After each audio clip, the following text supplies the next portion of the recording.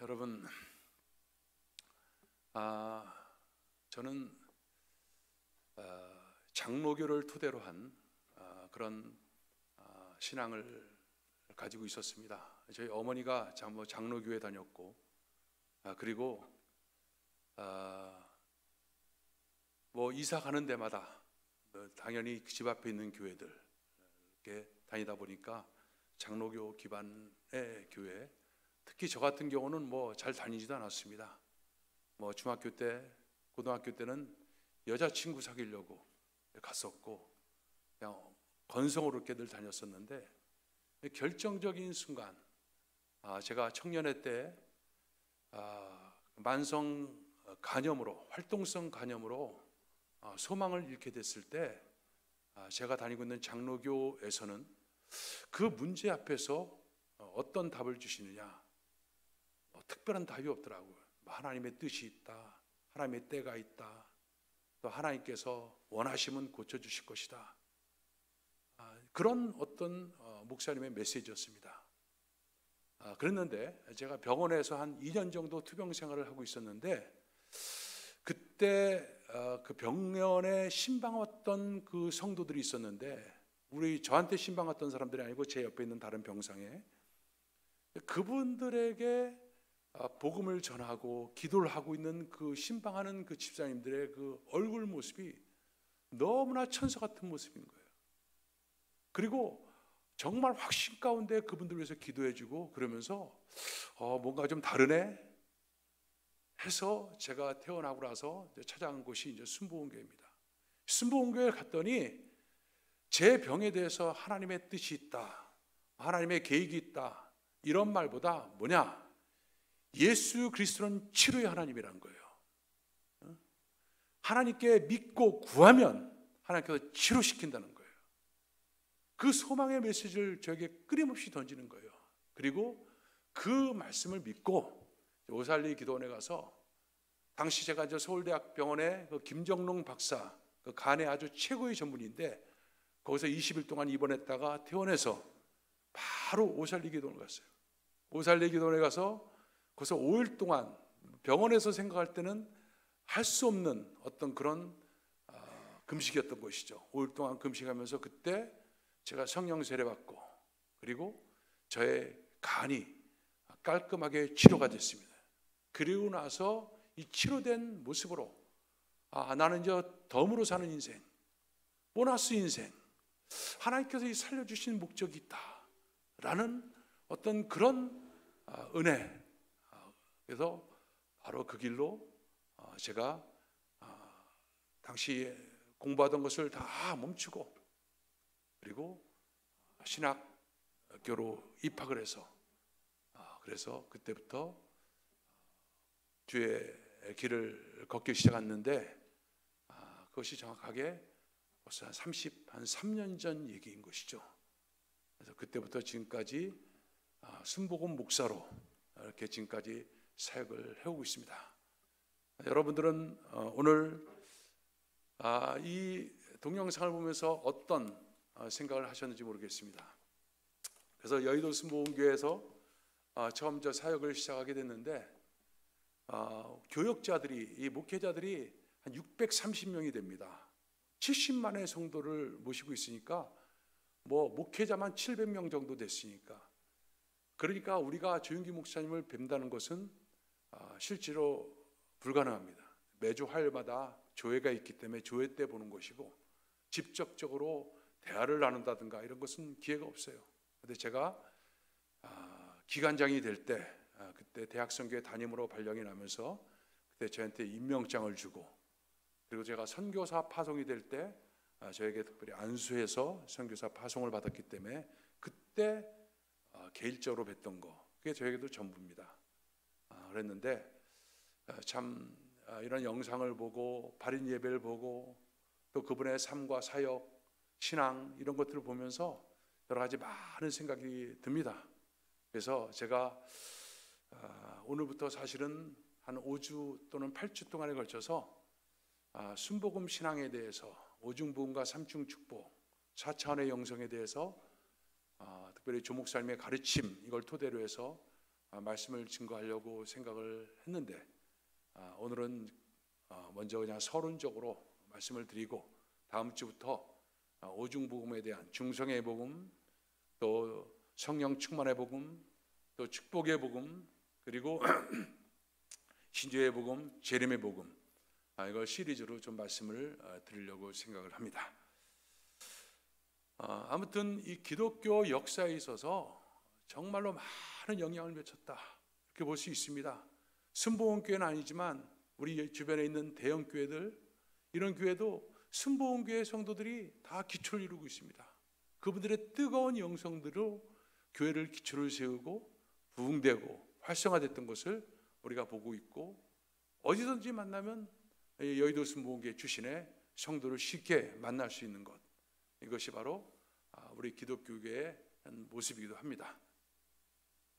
우리 고영일 목사님 버지니아에 계실 때는 조영기 목사님께서 2번이나 오셔서 부흥 집회를 또 인도하셨고, 그랬던 또 특별한 관계를 또 가지고 있기도 했었죠. 아무튼 여러 가지 많은 어떤 생각 속에서 지난 한 주간을 여러분 보내게 됐습니다. 오늘 여러분 이 영상을 보시면서 특별히 무슨 생각을 하셨는지요?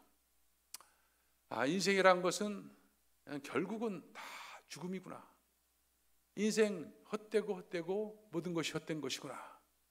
아마도 이런 생각을 가졌을 분들이 있을 뿐 아니라, 또 어떤 경우는 무엇인가 내 인생에도 뭔가 가치 있고 의미 있게 인생을 마무리 짓고 또 그렇게 살아야 될 것이 아닌가 하는 어떤 새로운 결단들, 이런 것을 하셨던 분들이 계실 겁니다. 저 역시도 후자의 경우로서 이것으로 끝나는 것이 아니라 정말 이 하나님 나라의 대행자로서 하나님의 영광을 나타내게 한 삶으로 더 집중하고 더 노력해야겠다라는 생각들을 많이 하게 됐습니다. 여러분, 우리는 이 세상에 다 태어나서 한평생을 살아갑니다. 이 한평생을 사는 동안에 우리는 물리적인 시간을 보내면서 어떤 사람은 70년, 어떤 사람은 100년, 어떤 사람은 더욱더 짧게 한 평생을 마치게 됩니다. 또 인생을 살면서 사람들은 나름대로 기뻐하고 즐거워하고 또 슬퍼하고 정말 희노애락을 갖다 경험하면서 이게 인생을 살면서 여러 가지 어떤 가치를 또 추구하기도 합니다.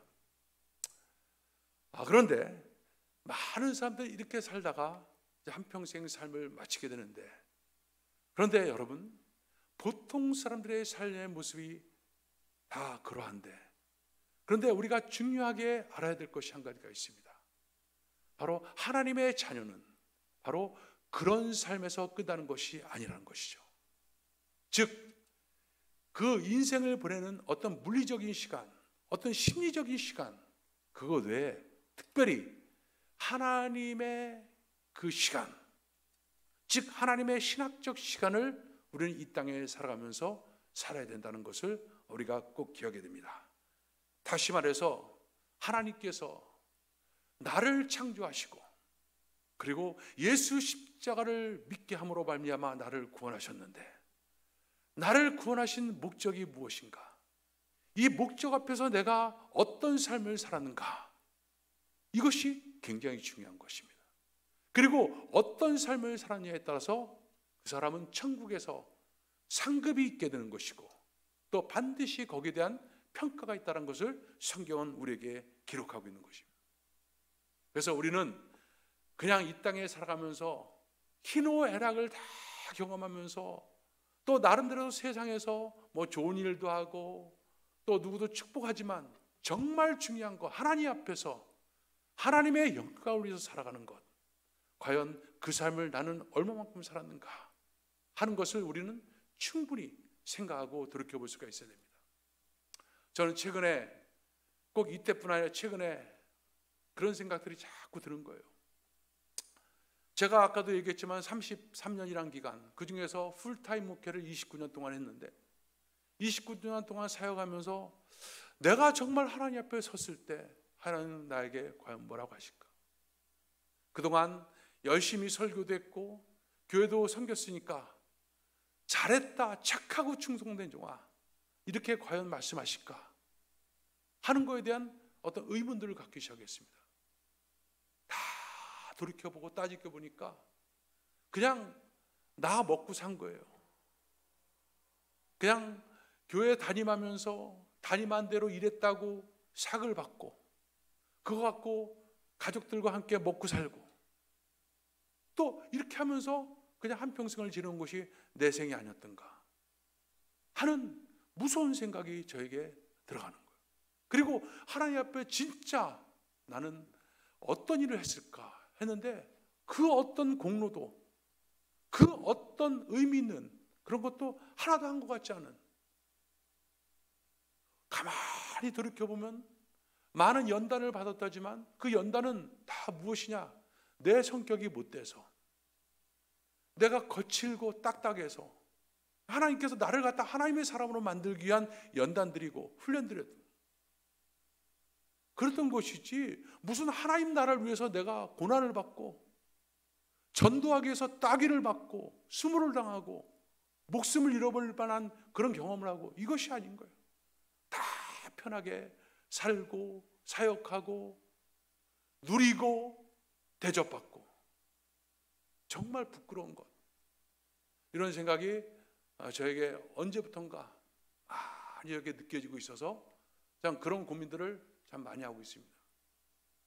그래서 사람들은 늙으면 노후 준비를 해야 된다고요. 먹고 살아야 될 어떤 능력이 있어야 된다는 거예요. 노후 준비보다 더 중요한 게 뭐냐? 사후 준비예요. 죽은 다음에 나는 어떻게 평가될 것인가? 그것은 이 땅에서 평가가 아니고 하나님 나라 앞에서 평가입니다. 과연 나는 어떤 평가로 심판대 앞에서 하나님 앞에 서게 될 것인가? 왜냐하면요, 저를 비롯해서 너무나 많은 사람들이 착각 속에 빠져 있기 때문에요. 나는 이 땅에서 뭔가를 많이 한 것처럼, 나는 정말 하나님 앞에서 굉장하게 크게 봉사하고 헌신한 것처럼, 근데 아닌 거예요. 그래서 우리 다시 한번 이런 부분들을 좀 생각하면서 어떤 살아가는 어떤 그런 결단의 시간이 되기를 간절히 저는 소망합니다. 오늘 우리가 읽었던 본문 말씀에도 이 솔로몬이 썼던 이 전도서에 대한 한 내용들이 나오고 있습니다. 여러분, 이 솔로몬은 정말 전무후무한 그런 왕이었던 것이죠. 이 세상에서 누릴 수 있는 모든 것들을 다 누린 사람이 이 솔로몬입니다. 솔로몬에게 있어 온 금과 은, 모든 재물 다 있었어요. 그리고 솔로몬은 왕이었습니다. 최고의 번성기 때의 왕이었습니다. 그리고 솔로몬은 지혜도 출중했습니다. 그리고 솔로몬은 세상적으로도 후궁을 포함해서 왕비, 후궁을 포함해서 1000명의 부인이 있었다고 성경은 기록합니다. 그쯤 되면 정말 안 해본 거 없는, 다 경험한 사람입니다. 근데 이분이 그 생의 마지막 때 썼던 책이, 가장 마지막으로 썼던 책이 이 전도서인데, 이 전도서에서 끊임없이 강조하고 있는 내용이 바로 뭐냐?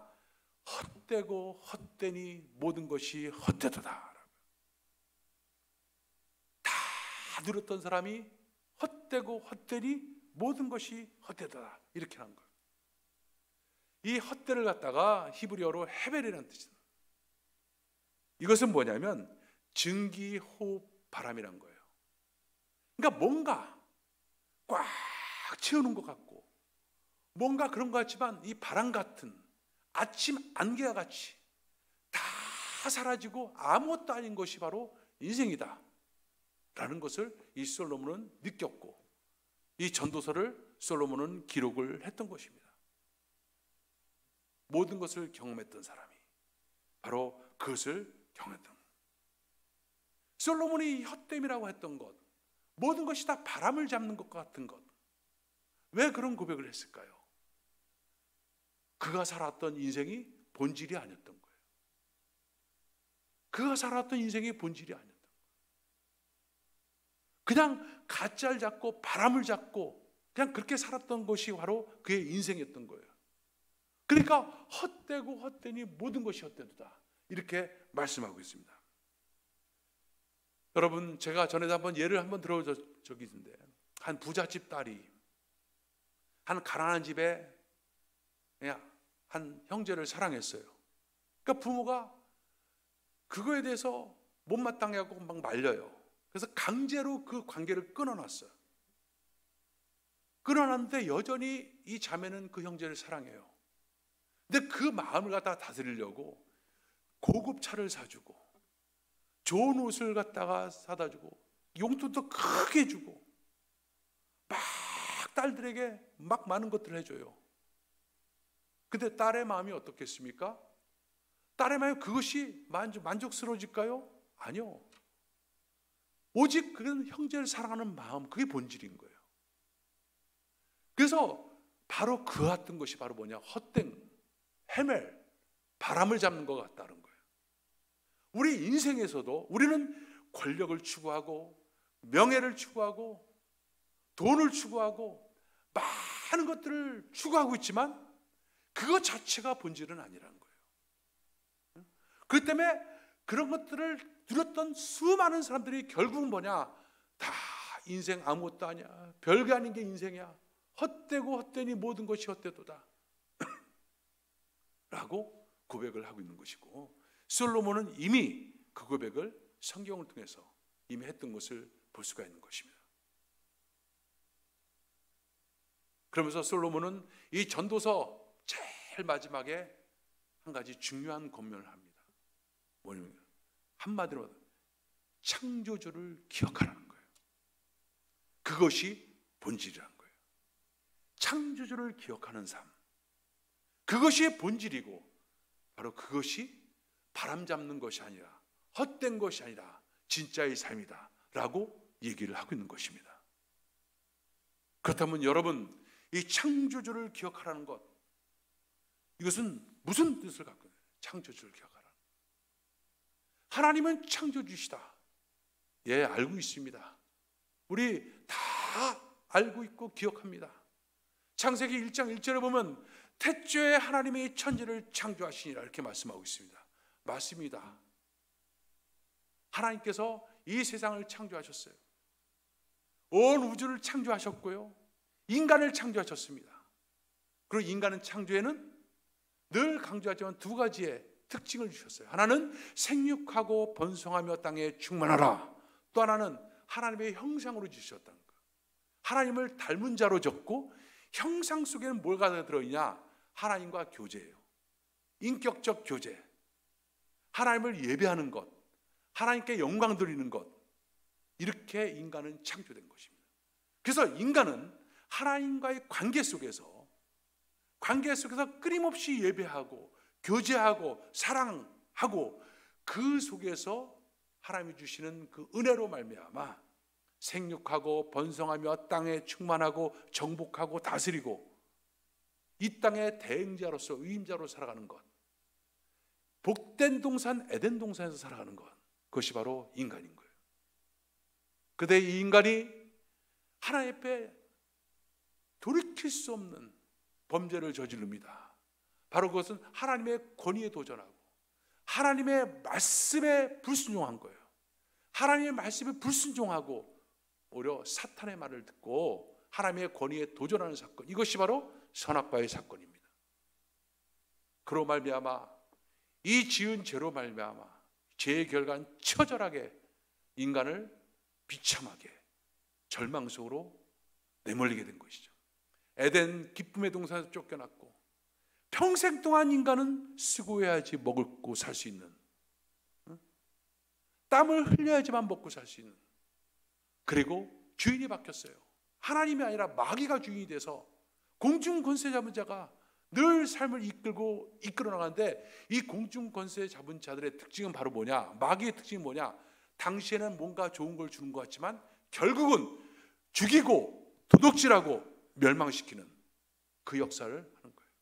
그래서 이 온 세상이 지금 다 이 사탄의 공작에 의해서 막 죽이고 멸망시키고 막 하지 않습니까? 지금 모든 게 절망적인 존재. 이 절망적인 존재는 삶의 처절한 가난한 삶, 힘들고 어려운 삶, 질병으로 가득 찬 삶, 소망이 없는 삶. 조영기 목사님이 이것을 불광동 천막교회에서 사람들의 모습을 통해서 본 거예요. 또 자기 자신도 그렇게 본 거예요. 그래서 예수 그리스도의 십자가의 오중 복음을 갖다 증거하면서 바로 예수 그리스도의 복음은 바로 우리를 다시 영적인 것으로 살린다. 우리를 중생시킨다. 우리를 하나님의 자녀로 다시 만드는 복음이다. 그리고 복음을 받은 자에게는 놀라운 축복의 역사가 있다. 그 축복은 이 땅에서도 잘되고 내세도 축복을 받는 것이다. 그리고 그 자에게는 하나님의 성령께서 늘 임재하시기 때문에 성령 충만한 가운데 인도함을 받는 삶이 되는 것이다. 그리고 바로 병을 치료하시는 예수님께서 우리의 질병을 치료하기 위해 39대의 채찍을 맞았다. 저가 채찍에 맞음으로 너희가 남을 입었다. 그래서 믿고 구하고 기도하면 모든 영적, 육적 질병에서 치료된다. 그리고 종국에 가서는 주님과 함께 영원한 삶을 사는 그 재림의 복음, 이것을 끊임없이 증거합니다. 그래서 절망 가운데 있었던 수없이 많은 사람들이 이 교회로 몰려오고 또 몰려오고, 그래서 70만의 세계 최대의 교회가 이루어지게 된 것이죠. 창조주 하나님을 기억하라. 뭘 기억합니까? 하나님은 창조주예요. 좋으신 하나님이란 거예요. 그런데 인간은 죄를 지은 타락한 인간이다. 그런데 바로 이 타락한 인간을 다시금 회복시키기 위해서 예수 그리스도를 이 땅에 보내주시고 십자가를 통해서 심판을 받게 하시고, 그리고 그 십자가의 사건이 바로 예수님의 사건으로 끝난 것이 아니라 바로 나의 사건이 되게끔 성령을 통해서 우리에게 믿음을 주시고, 믿음으로 영접케 하심으로 말미암아 예수님의 죽음이 나의 죽음이 되고 예수님의 부활이 나의 부활이 되게끔 했던 것, 이것이 바로 뭡니까? 구원의 기쁜 소식이고, 그래서 우리가 바로 구원받은 하나님의 존귀한 자가 됐다는 이 사실을 기억하는 겁니다. 또 창조주를 기억하라. 그것은 하나님의 창조와 인간의 타락과 그리고 하나님이 그것을 회복시키게 하신 일들을 기억하고, 그걸로 인하여 내가 어떤 존재가 됐는가를 기억하는 것, 이것이 바로 창조주를 기억하라는 거예요. 이것이 없으면요, 인간은 소망이 없습니다. 이것이 없이는 인간은 다 뭐예요? 그냥 절망 가운데 허우적거리다가 살아가는 존재입니다. 창조주를 기억하라. 그런데 여기서 끝난 것이 아닙니다. 여기서 끝난 것이 아니라 우리는 더 중요한 걸 알아야 돼요. 그렇다면 왜 하나님이 우리를 그렇게 구원하셨을까?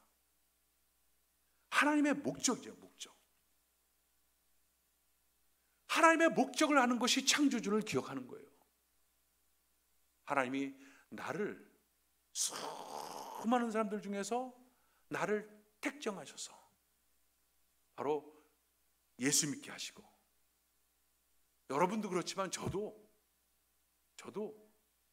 예수 믿을 사람이 아니에요. 네? 하나님의 은혜가 아니고서는 믿을 수 없었던 그런 존재가 바로 저의 모습이기도 하고 또 우리 모두의 모습이기도 합니다. 그런데 하나님께서 작정하시고 택정하셨기 때문에 끌어들인 거예요. 불러들인 거. 환경을 만들어 놓고 환경 속에서 우리 힘으로는 아무 못할 수 없는 존재라는 사실을 처절하게 깨닫게 하고, 바로 하나님의 사랑이 무엇인지, 무엇이 문제였는지를 가르쳐준 사건, 이것이 바로 십자가의 사건이었던 것이고, 그것을 내 이성적으로는 받을 수가 없었는데 성령께서 내 가운데 역사하심으로 그것을 받게 해주신 사건, 이것이 우리의 구원의 사건인 거예요. 그럼 왜 그렇게 했을까요? 왜? 하나님의 구원은, 하나님께서 우리를 갖다가 이 땅에 보내신 것은 다 목적이 있어요. 하나님의 뜻이 있습니다. 목적. 여러분, 이 마이크 왜 서 있습니까? 지금 제 목소리를 바르게 전달시키기 위해서 이 마이크는 존재하는 거예요. 강대상 왜요? 성경책 놓고 설교 원고도 놓고 다 목적이 있어요. 존재하는 모든 것들은 다 목적이 있습니다. 그리고 가장 아름다운 모습이 바로 뭐예요? 목적대로 서 있는 모습이 가장 아름다운 거예요. 하나님의 목적대로 살아가는 것. 하나님께서 나를 부르신 목적, 나를 세워주신 그 영적 자리, 그 자리에 있는 것, 그것이 가장 아름답고 소중하고 가치 있는 겁니다. 하나님은 나중에 뭘 보시냐, 우리에게 뭘 봐요? 구원받게 한 것 다 누구의 공로? 하나님께서 하신 일이에요. 우리는 아무 공로 없어요. 근데 구원받고 이제 내가 너를 구원한 목적, 왜 내가 널 구원했는지, 그 목적대로 너는 지금 살아왔느냐는 거예요. 내가 목적이 무한한 걸 너에게 끊임없이 성령을 통해서 말씀했는데 그 앞에서 순종하고 살았느냐, 불순종하고 살았느냐, 목적대로 살았느냐, 네 맘대로 살았느냐, 나를 이용하고 살았느냐, 나를 통해서 밥벌이하면서 먹고 살았느냐, 나를 통해서 의시되고 폼잡고 그러고 살았느냐. 하나님 그거 보시는 거예요. 목적대로 살았느냐.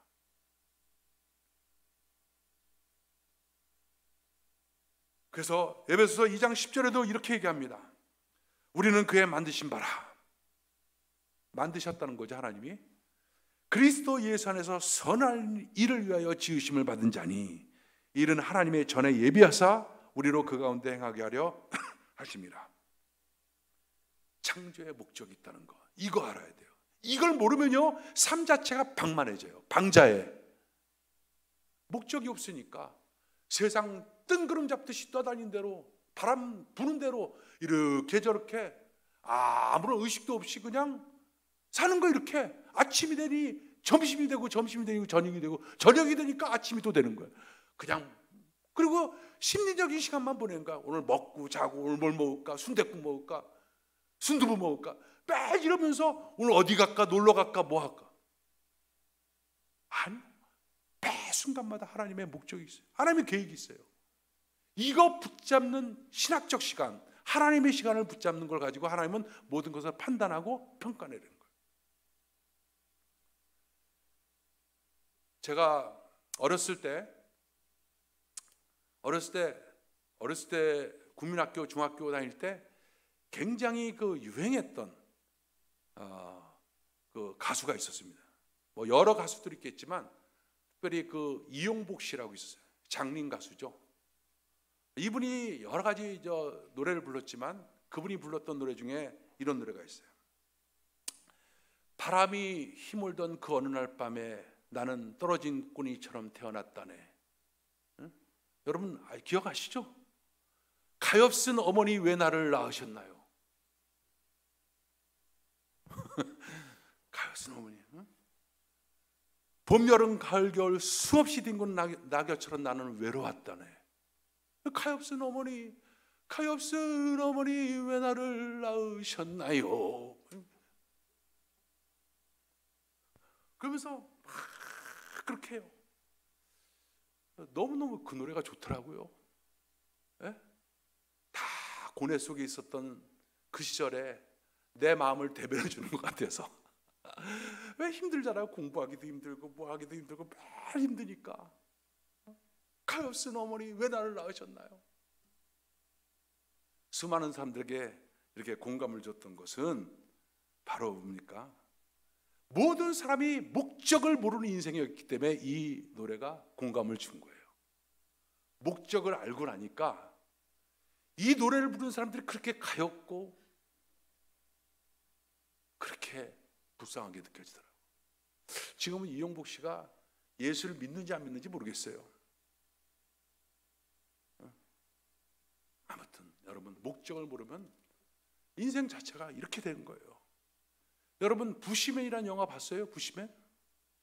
어느 날 콜라가 하나 뚝 떨어지잖아요. 콜라병이 하나가.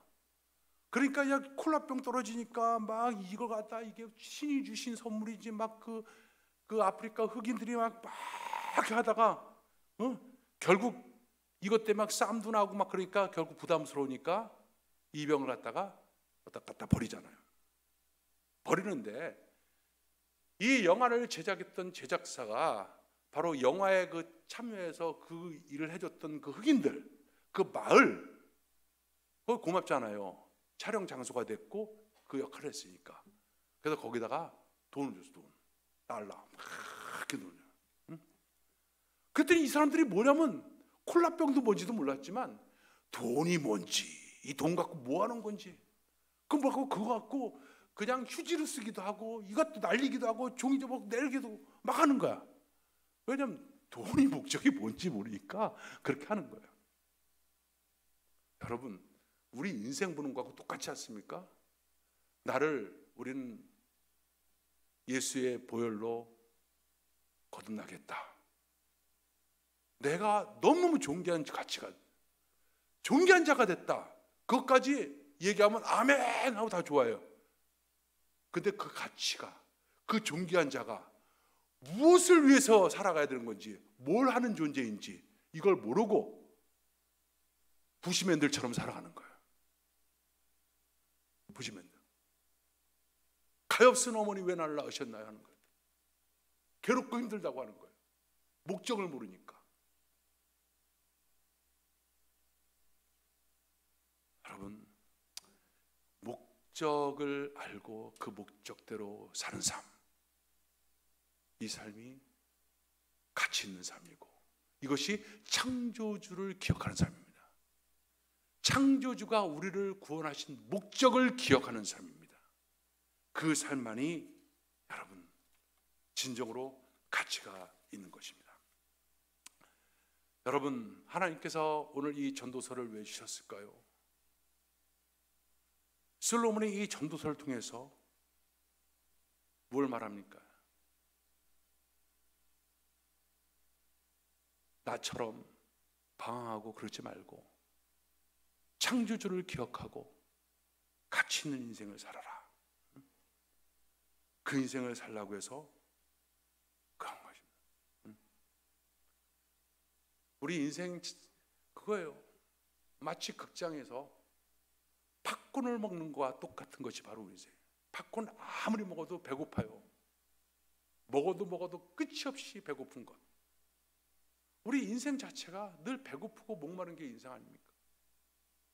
그러면 진짜는 바로 뭐냐? 팝콘을 먹는 게 아니라 집밥을 먹는 인생이 진짜죠. 그건 바로 왜요? 하나님의 목적이에요. 목적. 제가 선교지 방문하고 뭐 이곳저곳 다니고 막 아름답고 좋다는 곳도 많이도 가봤지만 어디를 가든지 간에 한나절이면 그 아름다움이 끝나요. 그럼 어디를 가든지 간에 두 번 다시 가보면 너무너무 시시해요. 그곳에서 특별히 살려고 하면 이틀 3일을 살 수가 없는 게 바로 이 땅의 해 아래에 있는 모든 피조물들이 만들어 놓은 세상인 거예요. 거기서 그렇게 살려고 하는 것 너무너무 무료하고 지루하고 재미없죠. 근데 뭐가 재미있게 할 수 있을까요? 하나님이 그곳에 보낸 목적, 그곳에서 뭘 하라고 했는지 이것을 알고 그 목적대로 살아갈 때 그 아름다운 곳은 더욱더 아름다운 곳이 되는 것이고, 세상 사람들이 볼 때 너무나 척박한 곳도 그곳은 아름다운 가치 있는 사명의 장소요, 영적 장소요, 비전의 장소요, 축복의 장소가 되는 것입니다. 그래서 선교사들이, 소명받은 선교사들이 정말 척박한 곳에 가서도 막 기뻐하고 즐거워하면서 살 수 있는 게 바로 뭐냐? 하나님의 목적에 맞는 곳에 와 있다는 거예요. 목적대로 지금 자기는 살아가고 있다는 거예요. 그러니까 이 선교사들이 코로나로 한국에 왔다가 미치려고 하는 거예요. 미치려고 그래요. 왜? 사명의 자리가 아니니까. 하나님 부르신 목적의 자리가 아니니까. 그래서 왔다가 한 달, 두 달, 석 달 만에 다시 돌아가요. 다시 돌아가갖고 코로나 걸려요. 그래서 우리 이디오피아 이재훈 선교사도 다시 코로나 걸렸죠. 그리고 병원까지 보냈죠, 사모님하고. 지금은 좀 많이 이렇게 좋아졌는데, 또 내 친구 선교사 김성일 선교사 사모는 알면서 들어가 있는 거야. 알면서 들어가 있다가 그 미얀마 태국 국경에서 거기서 사역하다가 코로나 걸려서 지난주 병원에서 주님의 부르심 받고 지난주 목요일 날 거기도 온라인으로 줌으로 우리 발인 예배에서 알면서. 왜? 거기는 하나님의 목적이 들어있고 하나님의 뜻이 있기 때문에. 그럴 걸 본다면요, 참 우리가 너무 무기력하게 사는 거예요. 너무나 편한 게 돼요. 미국 좋다 미국 좋다 하면서 그냥 물리적이고 심리적인 시간 보내고.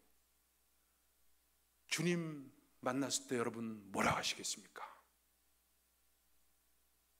오늘 조영기 목사님 영상으로 우리가 설교를 시작했는데, 워낙 큰 나무다 보니까 여러 가지 어떤 잡음들도 있을 수가 있었을 거예요. 또 통제하지 못하는 영역도 있었을 것이고.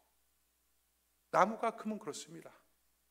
그렇지만 한 시대, 그러나 이분의 학벌은 고등학교 1학년 중퇴예요. 이게 전부의 학벌이에요. 그 당시 비인가 신학교, 순복음 신학교 2년제짜리 나온 게 전부의 학력이에요. 그런데 하나님께서 그를 찾아오셔서 그 폐결핵 걸려가지고 죽기로 돼 있던 자를 치료하시고 신학교로 끌어들이고, 그리고 졸업하자마자 21살에 교회를 개척해서 그때부터 사역을 시작해요. 이번 그 조사하면서 그 아들이 그러더라고. 아버지의 삶은 쉬는 시간도 기도의 시간이었고, 쉬는 시간에도 영어 단어를 외우고 그랬던 시간이었다는 거예요. 그래서 전 세계 지구를 117바퀴를 돌아요. 117바퀴. 네? 여러분, 중남미 가갖고 조영기 목사님 교회 거기서 왔다면 그 사람들 밥 사줘요. 저 필리핀 선교사를 있을 때 저 여의도 순복음교회 거기 부교육자로 있다가 거기서 파송돼서 왔다니까 이 사람 저 사람들이 다 날 끌고 다녀가지고 거기서 5년 동안 4년 반 동안 사역하면서 다 필리핀의 최고 리더들하고 같이 어깨를 나란히 해서 같이 교제하면서 살았어요. 누구 때문에? 조영기 목사님 교회에 있었다는 이유 하나 때문에.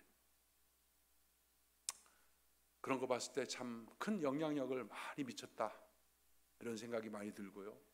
우리에게도 우리의 삶의 목적을 다시 한번 돌아보는 귀한 계기가 돼야 되겠다는 생각을 많이 하게 됐습니다. 여러분, 다시 한번 인생을 조명하시고, 정말 중요한 건 노후 준비. 노후 준비는 정부가 다 해줬어요. 월표 나오지 않습니까? 월표. 사후 준비. 과연 나는 어떻게 살아야 되는가? 깊이 생각해보는 여러분 되시기를 주님으로 축원합니다. 기도하겠습니다. 하나님 감사합니다. 하나님의 풍성하신 은혜 가운데 축복하여 주셔서 우리를 구원하시고 우리에게 하나님의 큰 은혜 가운데 하나님의 목적을 주고 그 목적대로 살게 해주셨음을 감사합니다. 하나님, 끊임없이 우리를 돌아보며 과연 나는 하나님의 목적 앞에 서 있는가, 하나님의 그 영적 자리에 나는 서 있는가 하는 그와 같은 것을 늘 점검하면서 목적에 충실한 창조주를 기억하는 삶 되어지게 주님 도와주옵소서. 예수님의 이름으로 기도합나이다.